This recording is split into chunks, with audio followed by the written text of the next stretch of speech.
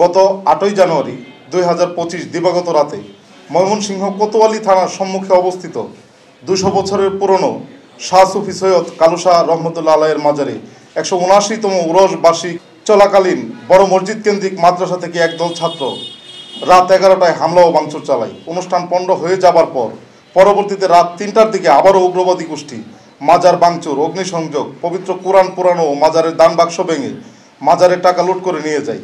উল্লেখ্য, মাজারটি ২০০ বছরের পুরনো মাজার। এখানে শতবর্ষের পুরনো বিভিন্ন ধর্মীয় গ্রন্থ এগুলো পুড়িয়ে উগ্রবাদী গোষ্ঠী ধ্বংস করে দেয়। এ ঘটনার পরদিন পুলিশ অজ্ঞাত ১৫০০ জনকে আসামি করে লোক দেখানো মামলা করে। আবহমান কাল ধরে ময়মনসিংহ শিল্পনগরী শিল্প, সংস্কৃতি ও সাম্প্রদায়িক সম্প্রীতির শহর।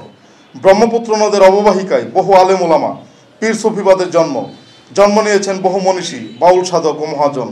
শত শত বছর ধরে এখানে মাজার, মন্দির, মসজিদ পাশাপাশি অবস্থান করছে। বিভিন্ন মতের, পথের, তরিকার লোকজন তাদের বিশ্বাস নিয়ে ধর্ম পালন করে আসছে। এ নিয়ে কোনোদিন সমস্যা হয়নি। দেশের পরিবর্তিত পরিস্থিতির সুযোগ নিয়ে একটি উগ্রবাদী গোষ্ঠী সাম্প্রদায়িক সম্প্রীতি নষ্ট করার পায়তারা করছে।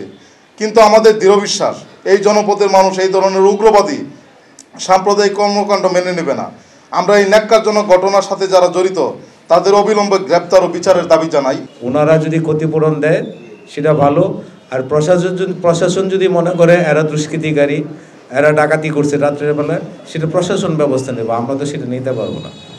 আমরা যেটা চাইতেছি, সারা বাংলাদেশ আপনারা যদি আমাদের পাশে থাকেন, আমরা সারা বাংলাদেশ একটা শুধু খালি আওয়াজ তুলব, যেটা করা যাবে না, এটা ঠিক না, এটা নিন্দনীয়, এটা শাস্তিযোগ্য অপরাধ।